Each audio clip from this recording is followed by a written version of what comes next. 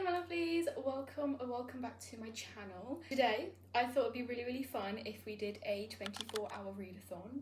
Ooh.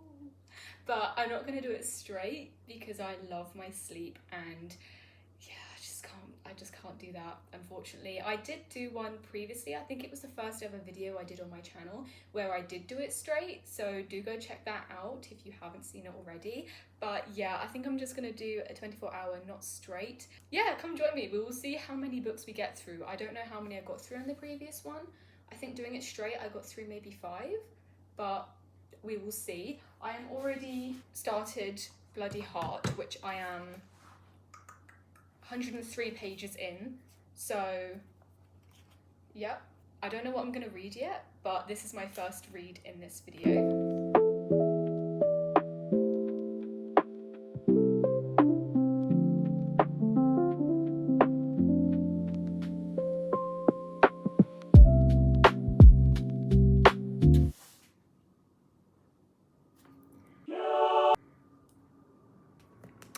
I really want to give this a chance because I am loving the vibes.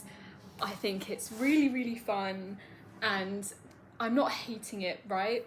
But I am 119 pages in, okay? Right? And I've already gotten 2 of the worst tropes that I don't like. Trope number 1, insta-love. I don't like insta-love. I love a good, really slow burn love, okay? Spoiler, just quickly, in case none of you have read this or want to. Pregnancy trope. She had sex with this man once. Once. And she's pregnant. That's not quite how it works, babe. That's not quite how it works. Sorry, but like, realistically, that is like a 5% chance of that happening. We are like 20% of the way through. Why are we having a baby? Why are we having a baby? 20% of the way through. Everyone's giving it a 4-star. This is why I'm gonna give it a chance. Apparently it's a second chance romance, which I don't hate second chances, so that's a good start. But I do hate what's happened so far. I am loving the moments where they have their mafia moments. Like when the plot kicks in and it's like mafia and then like, that's fun. I'm loving that. I don't mind their relationship too much, but it's not great. And now this. I just had to come on here and tell you because I am absolutely... I'm gonna give it a chance. I'm gonna give it a chance.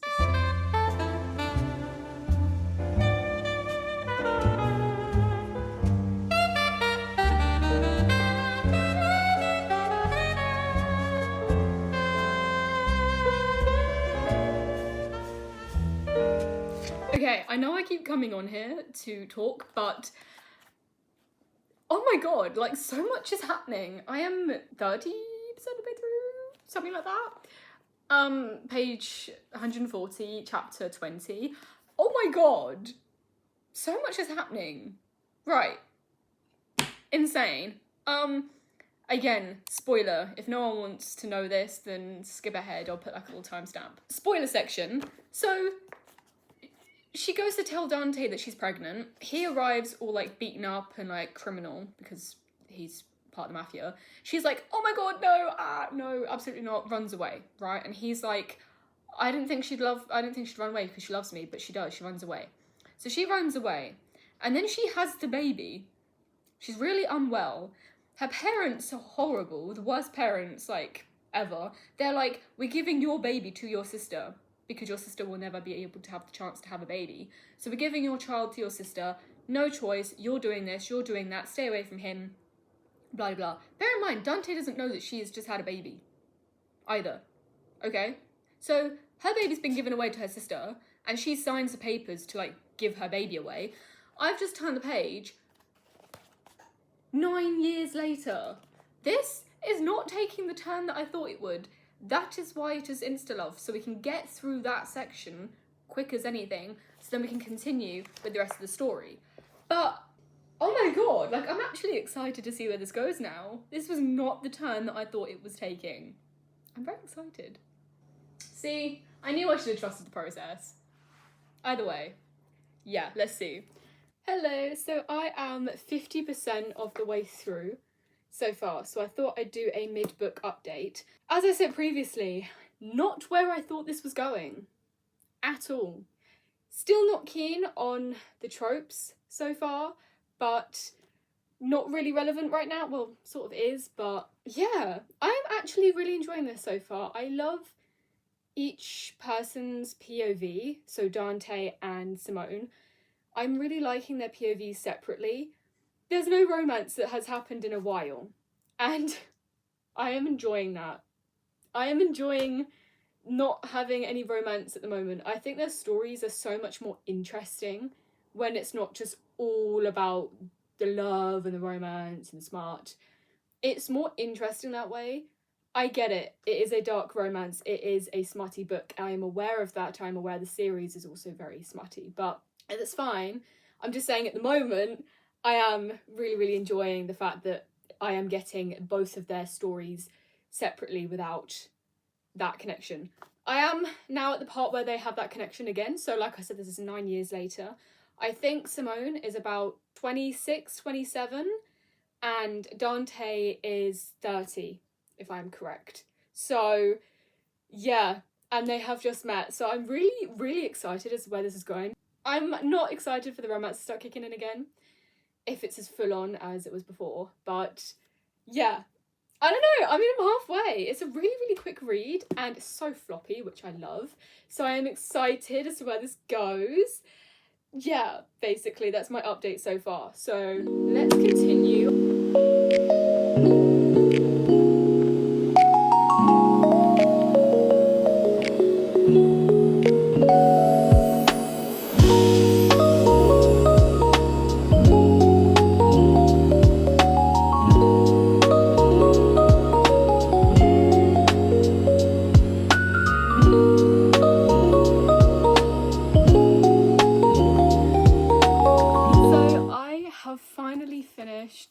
Bloody Heart. I think I read that in 4 hours. It was a pretty quick read, if I'm honest with you. Not where I thought this was going whatsoever. This was completely not what I expected. I don't know what to rate this, because at the beginning it was just going to be like a 3. Then it became like a 4. I don't know where. I think it was around like the middle sort of mark-ish, like around here. And I was thinking, oh, this might be a 4, because they did split apart for a long time. And then when they did come together, it wasn't like complete and utter smut, just like the rest of the book. There was actually plots, and the characters actually had more to them than just sleeping together. Apart from one moment, but that was fine. But I do think that this was actually really, really good and completely not what I expected, as I said. I think that I liked the characters. I think some of them maybe felt a little hollow. I wanted more to this than what was given, if that makes sense. Like, I felt like the plot was maybe not explained as well as I wanted it to, and the characters, like I said, maybe a little bit hollow. I don't know. I wanted more of everyone's relationships. I don't know. Something just feels missing. And like I said, this series is great. It's fun. It's just they're not memorable books. So I'm not quite certain I'm going to remember this, because I don't remember the other ones. Where are they on my shelf? Oh, they're right at the top. I don't remember those. Like, a little bit. Like, when they mentioned Seb in this one, I was like, oh, that's right, that was this book. Right. And now I'm really, really excited to get to, was it Broken Vow and Heavy Crown? Because I forgot that it's basically based on these, like, brothers and their sisters and joining, you know. Like, I completely forgot that it was all based around that. And that's really, really fun. So yeah, I did enjoy this. It was fun. Definitely what I was in the mood for, like mafia-wise and crime-wise. Strange, I know, but I do think that this was actually way better than I thought it was going to be. So I think I'm going to settle this on a 3.5, because the ending sort of ruined it for me. I don't know, I think the ending was really bizarre. I don't think it needed to take the turn that it did, but yeah, whatever, I guess. I still enjoyed the storyline, I still enjoyed the plot. So finally finished Bloody Heart, 3.5 stars. First book done of this 24-hour readathon. While I was reading this, I was having a little think about my next read. I was thinking whether I'm in the mood for a fantasy, a thriller, or a dark romance, or just a romance. I decided to go off of the idea of having a dark romance because I've just read one, so maybe if I take a little break from the dark romance side, like the smutty, either saying that I have no idea what this book entails that I might about to read, but either way, decided against that. I only have one thriller left on my shelf, which is so sad, and I don't know whether I'm meant to be buddy reading that with my aunt, so I don't want to get to that just yet. Fantasy might be a little bit too much right now. I feel like maybe I'll get into a slump if I start that right now. I don't know, that's the thing. So ruling out the dark romance, I'm thinking of just going into a normal romance, and I was thinking of reading Ride With Me. This has been on my shelf for like a really long time. It is gorgeous. I have a little bit of editing to do, so I might do a little bit of that. Oh, I can listen to the audiobook. Oh my god, guys, audiobooks exist.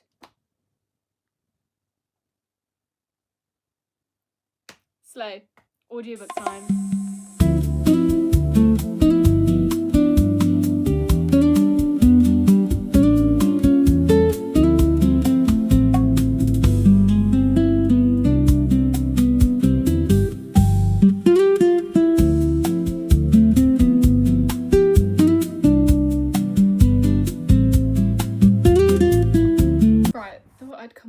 Give a little update. I am chapter 6 already on Ride With Me. I think so far, right, I'm gonna say the positive so far, okay?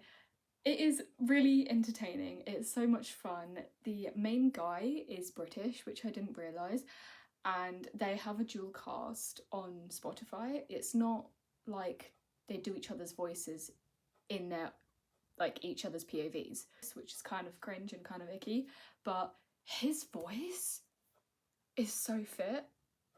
Like, I wouldn't mind listening to the smutty scenes in Spotify because his voice is so attractive.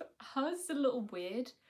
She's the American one and he's British, but her voice is a little strange, and there's like rustling going on in the background, like she's moving in bed as she's talking, which is really, really strange. But either way, his is so fit. Really enjoying it so far. It's actually so witty. I am loving the humour. It's balancing out how cringe the romance is. Like, chapter 6, there's not like much romance, but like the way they speak about each other or what little romance there is, it's a little bit like, whoa, slow down, like chill out, you know. So it's kind of balancing that out because it is quite funny, which is really fun. I love humour in books. I am suck of the humour. I love comedy films, I love comedy books. So when there's comedy in books, I'm all over it. So I'm enjoying it so far. The chapters are quite long. Chapter 6 is 55 minutes. 55 minutes. That's insane. And I don't know if I'll get through this completely today. I don't know how many books I'm going to get through at all. I am having to obviously do other things, like I will have to stop for dinner. I do have my headphones on, so I can listen to the audiobook while I do dinner, but yeah, so we'll see. I am going to start reading it now, I think. There are a few bits that I'm like zoning out because I was just editing a thumbnail, and as I was doing that I was kind of zoning out a little bit, so this is one I kind of want to really read and actually completely get it instead of having holes. So I'm going to do a bit of reading now and then see where it takes me. It is 4:50 at the moment, so we're doing quite well, and yeah.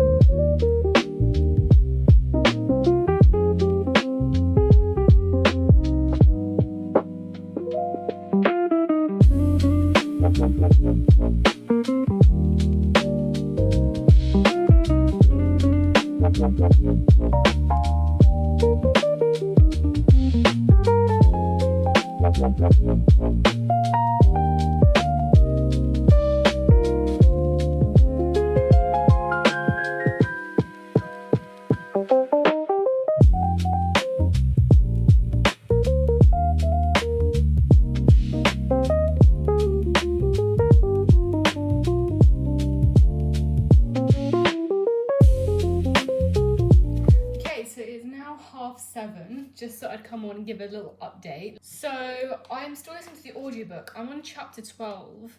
These chapters are like so much longer than you'd expect. So the audiobook is like really long and I have it on 1.6 speed. So yeah, it's a lot. But so far it's really fun. Like I said, the humour is there. It's literally a Ross and Rachel situation. Yeah, so if any of you have watched Friends, there's a moment in this series where Ross and Rachel get really drunk in Vegas and they basically wake up and they got married overnight. Yeah, that is exactly what this book is. They got married in Vegas, completely drunk. So it's a very big Ross and Rachel situation, like it's almost to the T, but it's fine, because it's fun. I love Friends. Like I said, audiobook's really fun. So far, I hate it when books do this. He is an F1 driver, and she makes macarons and things. I think she's like a baker. But there's not really much involved with the career side yet, apart from just the odd, like, this is going to be a problem for my job type situation. So I'm waiting to see more about the job side and the F1 side, because when you're reading an F1 book, you expect there to be F1 in it, which I do have an issue with a lot of the books. So far, besides Pole Position, so good. If you haven't read it, go read it. This is actually one of the best straight F1 books that I've read so far. Didn't get on with the Dirty Air series. I think there was another one I read that I listened to it, that was right, it was a NetGalley one. It wasn't great, can't remember the name of it, but awful. So far, this is actually so much better. I don't know if I'm gonna be able to get through this tonight. It's actually a really long read, like it's taken a while. It is, like I said, 7:30, did I say? It is 7:30. I've changed to my pyjamas to get a bit comfy for the evening. I might just have to sit down and read, because do you ever find it when the audiobook takes longer to get through chapters than it is to read it? Because they actually like sit and pronunciate and there's pauses and everything. Whereas when you're reading, you just get through the words so much quicker. Like not skimming, but you know what I mean. I'm just gonna go and chill out, finish the chapter on audiobook, and then I'm gonna continue with the physical copy to see if it's gonna go.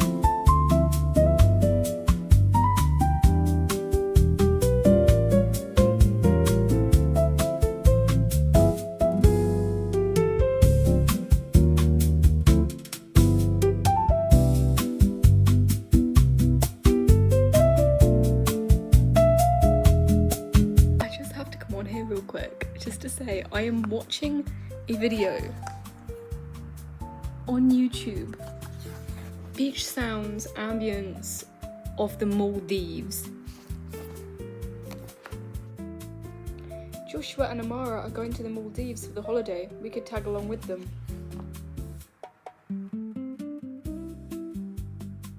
That's the second time that's happened to me now. I've been reading this for God knows how long today. I went onto Instagram, first video popped up, F1 video. I never get F1 videos on my Instagram, ever.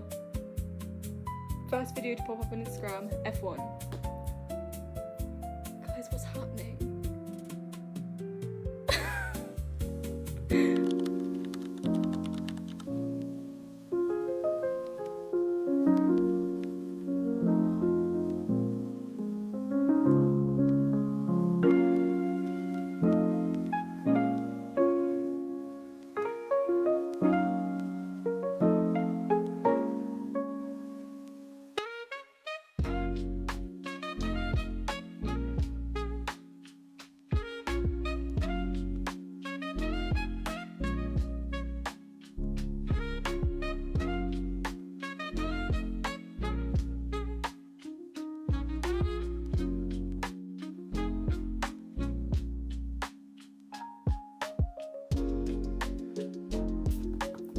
Hello my lovelies, if you haven't noticed, this is the next day.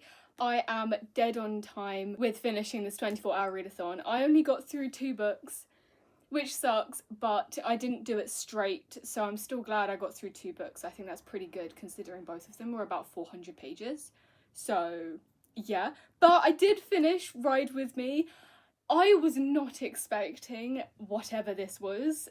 I was really getting quite scared that it was going to be really cringy. The ending, I was really scared that it was going to have the classic pregnancy trope. I am so happy with how this turned out. I'm going to give this I'm stuck between a 4 and a 4.5.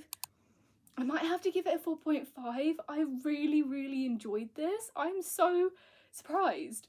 The humour was there and it wasn't forced. It was very unintentionally witty and I loved that. I loved the fact that one was American, one was British, and they played on that but not in a cringe way. The writing felt very much like Red, White and Royal Blue. If any of you have read that, I don't want to sound like because they're American British, it's just the writing and the humour. It felt very similar to that. Like it feels like it's about to be cringy, but for some reason it's not.